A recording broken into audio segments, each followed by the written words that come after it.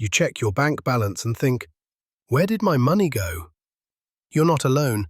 Most people misjudge their monthly spending by hundreds of dollars. You get paid on Friday, feel rich, and by Wednesday you're swiping your card with a knot in your stomach. Or you swear you'll cut back, yet the $7 coffees and $18 takeout still sneak in. What if you could see your money's path clearly, without using a single spreadsheet? Here's the good news. You don't need an accounting degree to understand your money. You just need a clear picture of what's coming in and what's going out. Think of this as turning on the lights in a room you've been walking through in the dark. The furniture hasn't changed, but now you can finally see where everything is. Start with income. Maybe you bring home $2,400 from your main job after taxes, $300 from a weekend side gig, and $150 in benefits or support. That's $2,850 of real, usable money, your monthly water supply. Many people only think about their main paycheck and forget irregular income, so their mental math is off from day one. Next, instead of obsessing over every line item, you'll sort expenses into 3 buckets: needs, wants, and goals. For example, on $2,850 take-home pay, you might currently spend $1,900 on needs: rent, utilities, groceries, transportation. $700 on wants: eating out, entertainment, small daily treats.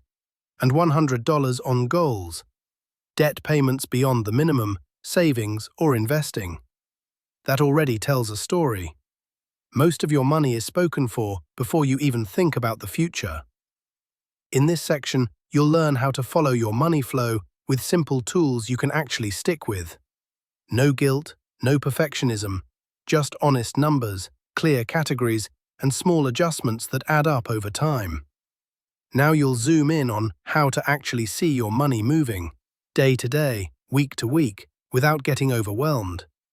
Think of this step as putting a simple camera on your money flow, not building a spreadsheet empire.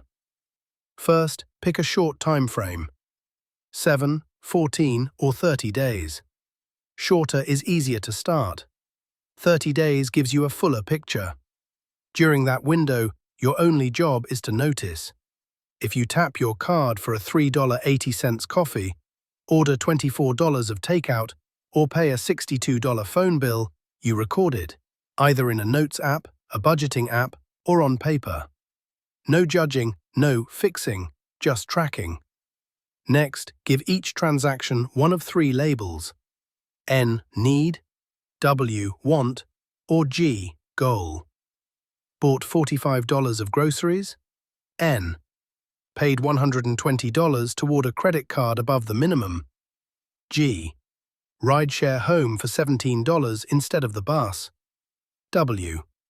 By the end of the period, you might see $1,120 in needs, $540 in wants, and $90 in goals out of $1,750 spent. That ratio isn't good or bad, it's a snapshot. From there, you'll learn how to gently shift those numbers so more of your money supports what matters most to you. Now that you know how to capture your spending, the next step is turning those raw numbers into a story you can actually use. Start by adding up your total income for the period you tracked. Say over 30 days you brought in $2,400 from your main job, $260 from a delivery side gig, $90 from child support or a stipend, total $2,750 of take-home money. Now total your expenses for that same period. Imagine your tracking shows $1,650 labeled as needs, $680 labeled as wants, $170 labeled as goals. Total $2,500 spent. That means your cash flow for the month is $2,750 income, $2,500 expenses, equals $250. You're in the black by $250. That's not just extra money, it's a signal. You can now decide where you want that $250 to go on purpose instead of letting it disappear. Next, look at your percentages. Divide each category by your total income. Needs: $1,650 divided by $2,750. 60%. Wants: $680 divided by $2,750. 26%. Goals: $170 divided by $2,750. 6%. Surplus not yet assigned: $250 divided by $2,750. 9%. Compare that to the 50-30-20 guideline. You're close on wants, but needs are high and goals are low. Again, this is not bad, it's a diagnosis. Like a checkup, it tells you where to focus.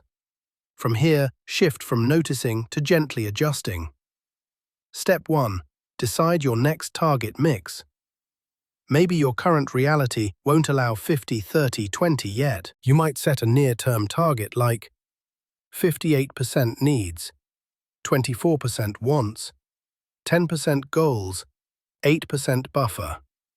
With $2,750 income, that target would look like: needs: $1,595, wants: $660, goals: $275, buffer: $220. Now compare target versus actual.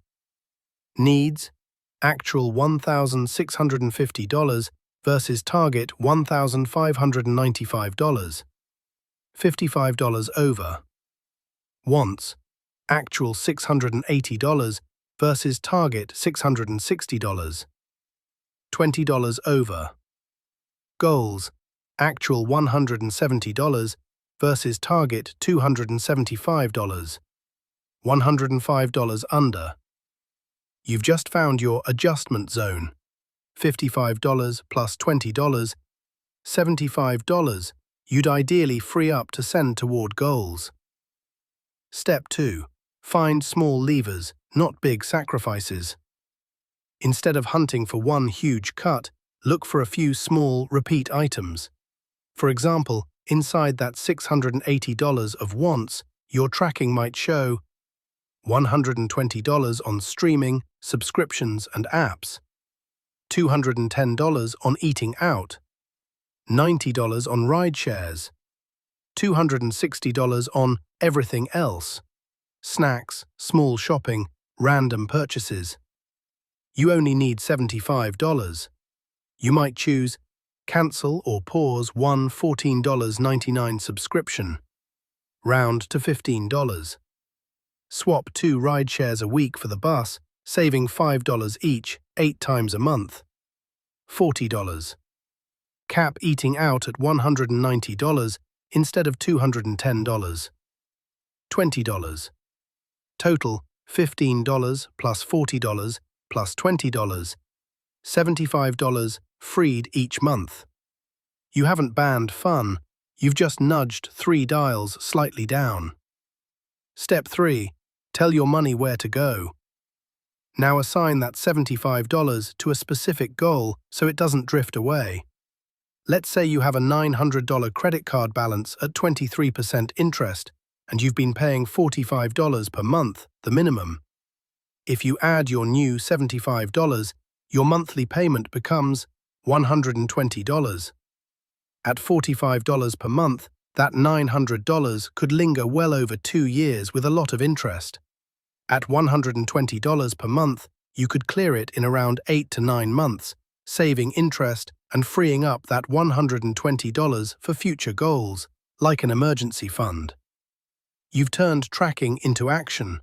Same income, slightly different choices, radically different timeline. Step 4. Create a simple money flow plan for next month. Use what you learned to pre-decide rough limits. Income, $2,750. Needs container, $1,595.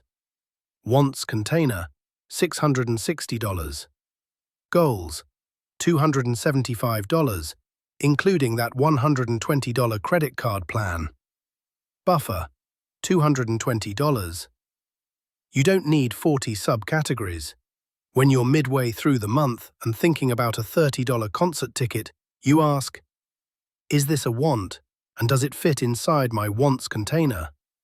If yes, enjoy.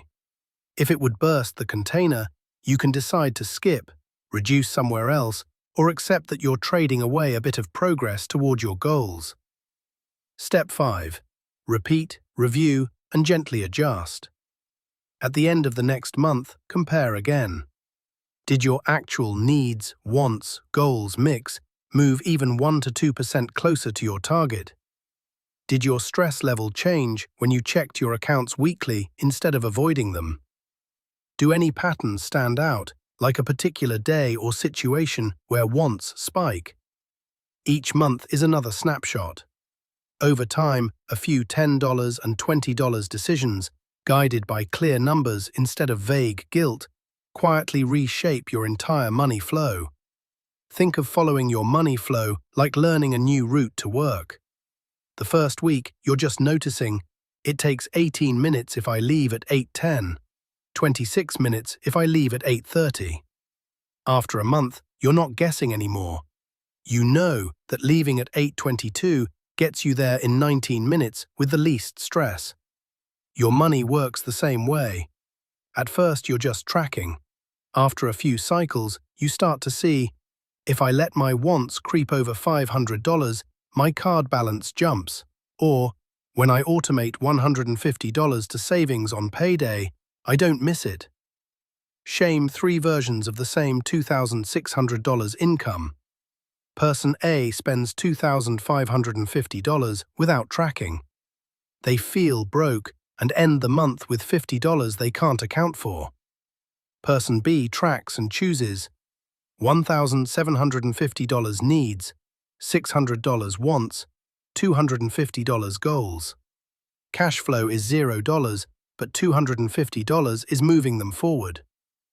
Person C tracks, adjusts twice, and ends at $1,720 needs, $530 wants, $300 goals, and $50 still in checking. Tiny percentage shifts, very different story. You can also picture your categories like 3 jars on your counter. Each payday, $1,500 goes into needs, $600 into wants, $300 into goals. During the month, you pour from each jar as you spend. If your wants jar is down to $40 and it's only the 20th, you're not bad with money. You just have clear feedback. You might decide that the $28 brunch fits, but the $19 impulse t-shirt doesn't, because you'd rather keep that space for a concert next week. Or imagine your future self has a subscription you're finally paying for. Right now, you might be auto-paying $0 per month to future you.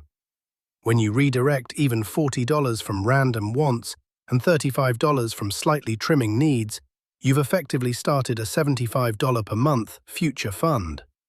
Over a year, that's $900, enough to keep a surprise car repair from wrecking your month. The goal isn't to micromanage every dollar forever. It's to practice until your default choices, how you drive, what you buy, when you check your accounts, naturally line up with what you actually care about. As you keep following your money flow, the impact compounds. After a year of redirecting just $75 per month from low-value wants, you've moved $900 toward goals, enough to wipe out a small debt or cover a car repair without panic. After 5 years, that same $75 per month is $4,500, and if you earned a modest 5% return, it could grow to about $5,000. Small percentage shifts matter. If your needs drop from 65% of income to 60% on a $3,000 take-home paycheck, that's $150 per month you freed up. Sending $100 to debt and $50 to savings every month turns vague "I should be saving" into a specific plan. $1,200 per year off balances and $600 per year in cash. This habit also prepares you for bigger choices. When you get a $400 raise, deciding in advance to send $250 to goals, keep $100 for wants, and $50 for a buffer means that raise actually improves your life instead of disappearing. Over time, you're not just reacting to bills, you're deliberately shaping what your money does for you and the people you care about.